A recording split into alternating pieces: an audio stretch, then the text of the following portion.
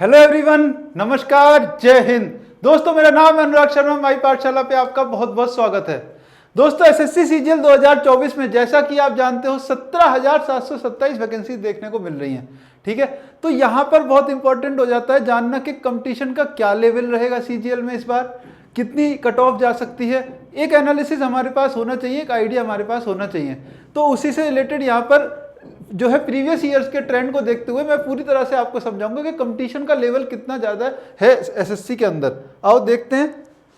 चलो, सीजीएल 2023 की बात करें तो प्रीलिम्स की जब मैं बात करूंगा तो वहां वैकेंसी टोटल कितनी थी, देखो 7686 है ना। और जो उन्होंने शॉर्ट लिस्ट किए थे कैंडिडेट मेंस के लिए, वो किए थे 71,000 के अराउंड, है ना, 71,000। लगभग कितने गुना, लगभग 9 टाइम्स यहाँ पे उन्होंने जो है कैंडिडेट बुलाए थे। अभी एसएससी के ऊपर डिपेंड करता है कि 2024 में वो 9 टाइम्स 10 टाइम्स कितने वो बुलाता है। ठीक है, इस पर कोई फिक्स नहीं होता है, एसएससी अपने हिसाब से डिसाइड करती है चीज। अब आपको ये इंपॉर्टेंट डाटा देखना है कि कट ऑफ कितनी गई थी। जो यूआर की कट ऑफ थी वो 150 थी, लोएस्ट कट ऑफ। ठीक है, 150 से नीचे यूआर में यानी जनरल कैटेगरी में सिलेक्शन नहीं हुआ था। तो अब यहाँ पे एक बहुत इंपॉर्टेंट चीज देखने को मिल रही है, वो मैं आपको बताता हूँ कंपटीशन का लेवल आप कैसे देखोगे। देखो 168.53 ये क्या है, ये एएओ की कट ऑफ थी। ठीक है, जब राइट अप आता है, जब राइट अप जो आता है ना एसएससी का, उसमें एएओ की, जेएसओ की, AO first list, JSO second list, फिर थर्ड लिस्ट जो होती है बाकी सारी जो है पोस्ट के लिए होती है। तो एओ की कट ऑफ इतनी थी और वहां पर 1200 कैंडिडेट थे, मतलब इससे ऊपर 168 से ऊपर मार्क्स थे, समझ रहे हो आप। और जब 150 जो कट ऑफ मैंने यूआर की आपको बताई, जो लोएस्ट कट ऑफ है यूआर की, है ना, थर्ड लिस्ट में सभी पोस्ट के लिए, वहां पर इतने कैंडिडेट थे। तो आप देखो, अगर इनका डिफरेंस देखो तो 18.5 कैंडिडेट के लिए कितना डिफरेंस मिल रहा है, जो है 35,000 के अराउंड। यानी यहाँ पे क्या देखने को मिल रहा है, सबसे इंपॉर्टेंट डाटा ये है कि एक कैंडिडेट एक मार्क्स के ऊपर करीब यहाँ पर 2,000 बच्चे है ना। तो कंपटीशन का लेवल अब आप समझने की कोशिश करो। यही चीज आप सीजीएल 2022 में देखो। ठीक है, सीजीएल 2022 में क्या था कि यहाँ पे वैकेंसी बहुत अच्छी थी, 36,000। तो जो कैंडिडेट शॉर्टलिस्ट किए थे मेंस के लिए, वो यहाँ पर 36,000 से ऊपर किए थे। देखो सीधे 10 टाइम्स, है ना, 10 टाइम्स कैंडिडेट इन्होंने शॉर्टलिस्ट किए। तो वहां पे जो एओ की कट ऑफ गई वो 158 गई, जो कि सबसे मतलब ज्यादा कट ऑफ जाती है लिस्ट 1 के लिए। तो वहां पर कैंडिडेट थे 11,000 के अराउंड। फिर वहां पे हमने देखा कि जो कट ऑफ थी यूआर की वो काफी लो गई थी, क्योंकि वैकेंसी 36,000 थी, है ना, इसलिए बहुत कम कट ऑफ हो गई थी। वहां पे 114 के अराउंड कट ऑफ हो गई थी जो है बाकी सारी पोस्ट के लिए, तो काफी कम थी। वहां पर कितने कैंडिडेट, 24, जो 2 लाख और 24 बोलना 2 लाख और जो है 40,000 से ऊपर कैंडिडेट थे। यानी कि इस गैप में 44 मार्क्स के गैप में करीब 2 लाख से ऊपर कैंडिडेट। तो जब एक मार्क्स पे देखो तो आप बहुत सारे कैंडिडेट थे, यहाँ पे भी 5,000 से ऊपर।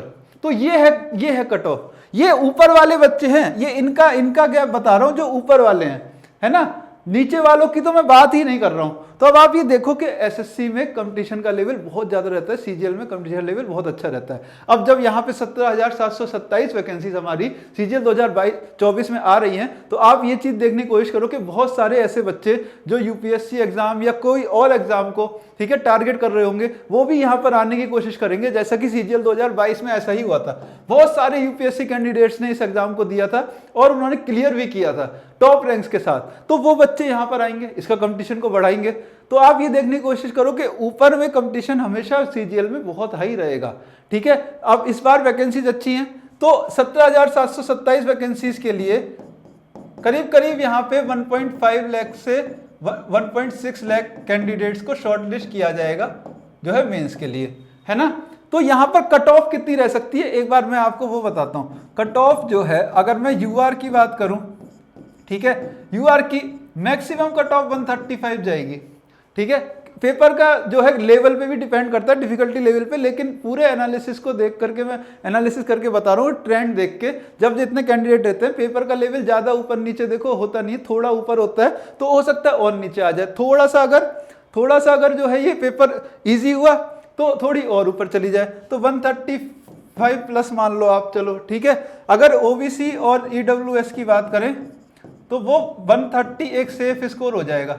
ठीक है, 130 प्लस। और एससी एसटी में बात करें तो 110 एक सेफ स्कोर रहने वाला है। लेकिन आप ये देखो कि आपको कितना टारगेट करना है। मेरे हिसाब से सभी बच्चों को कम से कम 150 to 160 ये आपका इस टाइम पे टारगेट होना चाहिए। और अगर आपका जो है स्कोर मॉक्स में अच्छा आने लगा तो आपका ये टारगेट और बढ़ना चाहिए। मेरे हिसाब से आपको ये टारगेट रख के चलना चाहिए। अगर आप अभी से सीरियस हो इस एग्जाम के लिए तो 160 170 एक अच्छा स्कोर कहलाएगा, क्योंकि आप खुद ही देखो कि ऊपर कितने सारे बच्चे होते हैं। अब जब आप एग्जाम दोगे आप देखोगे कि 10-10 हजार बच्चे 160 से भी ऊपर बैठे हैं, तो आपको कैसा लगेगा अगर आपके 130 या 140 रॉ स्कोर आ रहा है। ठीक है, नॉर्मलाइजेशन के 5-6 मार्क्स मिला करके अगर आप रॉ स्कोर इतना कर रहे हो, अगर आप रॉ स्कोर 135 कर रहे हो तो आपकी कट ऑफ तो निकलने का चांस पूरा रहेगा।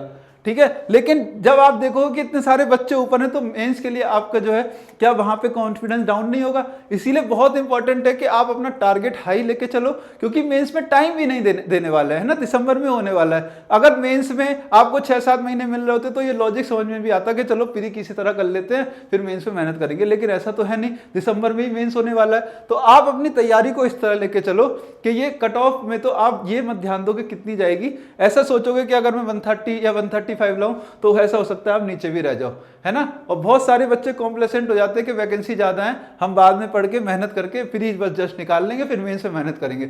ऐसी गलती तो बिल्कुल मत करना, ये तो बहुत ज्यादा आपके लिए मतलब डेडली साबित होने वाली है अगर ऐसे ही आप सोच रहे हो तो। ठीक है, चलो तो अब मैं यहाँ पे बात करूं तो जो आप अगर नॉन बिगनर्स हो तो आप सभी के लिए यहाँ पर स्पार्टन 1.0 बैच ये हमारा यूट्यूब पर ही लाइव चल रहा है। ठीक है, आज क्लास रहने वाली है शाम को 7 बजे मेरी।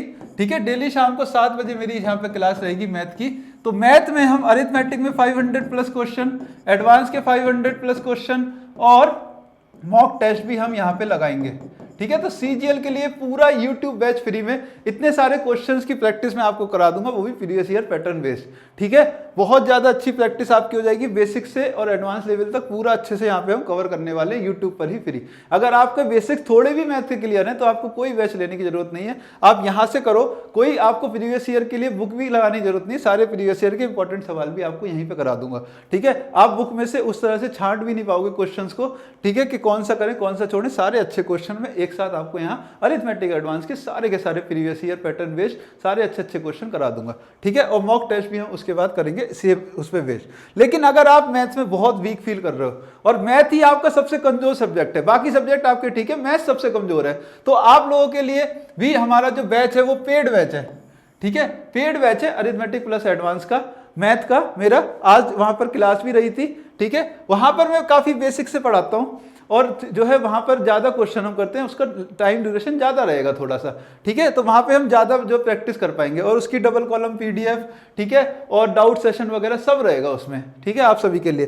तो अभी वैसे तो उसकी फीस 1499 है, लेकिन अभी तक जो है 30 जून तक 99 थी, अभी भी एक्सटेंडेड है, तो आप अभी भी वहां पर जाकर के इसको बाई कर सकते हो। और भी कोई आपकी क्वेरी तो इस नंबर पे आप कॉल करके हमसे कांटेक्ट कर सकते हो। ठीक है, तो इसी के साथ मैं अनुराग शर्मा आपसे विदा लेता हूं। नमस्कार, जय हिंद।